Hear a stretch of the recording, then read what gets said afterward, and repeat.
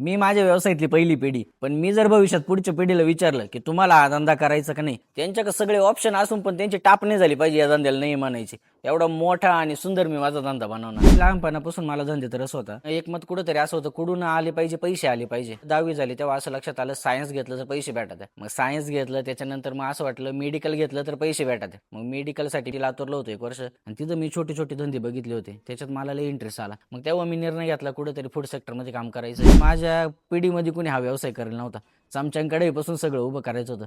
मग सुरुवातीला मी ट्रेनिंग घेतली आणि आमची आई तिथं नाराज झाली होती. आमच्या आईची अशी इच्छा होती की आम्ही सगळ्यांनी नोकरी करावी, माझ्या भावाने मी असा धडाका दिला, मला शिक्षणच सोडायचं आणि व्यवसाय करायचा आहे. पण माझ्या वडिलांचा माझ्यावर भरपूर विश्वास होता. ती गोष्ट माझ्यासाठी चांगली उपयुक्त ठरली. माझ्या वडिलांमुळे मी या व्यवसायात आलो आणि तिथपासून जे आमची गाडी चालू झाली ते आजपर्यंत चालू आहे. सगळ्यात मोठं चॅलेंज असं होतं की आमच्या संगमनेरला ₹200 किलो फरसाण होतं.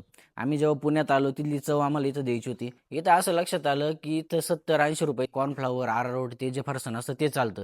लोकांना अस्सल फरसाण काय असतं, प्युअर बेसनमध्ये, हेच माहीत नव्हतं. खाल्ल्यानंतर लक्षात यायचं. पहिल्यांदा तोंडात घास भरवणं अवघड गेला आम्हाला. आमच्या व्यवसायामध्ये मोनोपॉली ही टेस्ट आहे. तर मग टेस्टवर काम केलं. टेस्टसाठी वेगळं काही नाही करायला लागत, मटेरियल चांगलं वापरायला लागतं, ज्याने आपली स्वच्छता दिसते, हायजीन दिसतं. मी पहिल्यापासून एक व्हिजन डोक्यात ठेवलं होतं, मला नुसतं प्राइसिंगवर काम नाही करायचं. माझी भेळ ₹2 महाग असू द्या, पण ती क्वालिटी असली पाहिजे. आज जर एखादी भेळ नेली आणि तो उद्या भेळ न्यायला आला, त्याच्या गालावर एक हसू पाहिजे. त्याचं जे हसू आहे ना, त्याचं बोलण्यात जो आनंद आहे ना, तो आमच्या मनाला लय आनंद देतो. सुरुवातीला पहिले 1-2 वर्ष तर हुल्लडमध्येच गेले आणि व्यवसाय म्हणजे फक्त पैसे येण्याचं साधन असं वाटत होतं. पण जेव्हा 2-3 वर्ष जाते, धंद्यातली मॅच्युरिटी येते, तेव्हा कुठंतरी असं जाणवायला लागतं की धंदा जगवायला लागतो. त्याच्यातले पैसे त्यात परत टाकायला लागतं. ह्या गोष्टी जेव्हा जाणीव होती, तेव्हा खरं बिझनेस जर्नी स्टार्ट होते. आणि आता 1-2-3 वर्ष झाले आम्ही ब्रँड बिल्डिंगमध्ये आलोय. त्याच्या आधी तर ब्रँडचा बी पण माहीत नव्हता. सोशल मीडियाच्या आधी पण मला कस्टमर होतो, नो डाऊट. सोशल मीडिया माझ्या मते एक पेपर आहे. तुम्ही सोशल मीडियावर मार्केटिंग करता, कस्टमर तुमच्याकडे येतं. अरे असं नाही का कस्टमर आलं म्हणजे तुम्ही सक्सेस झाले तिथं.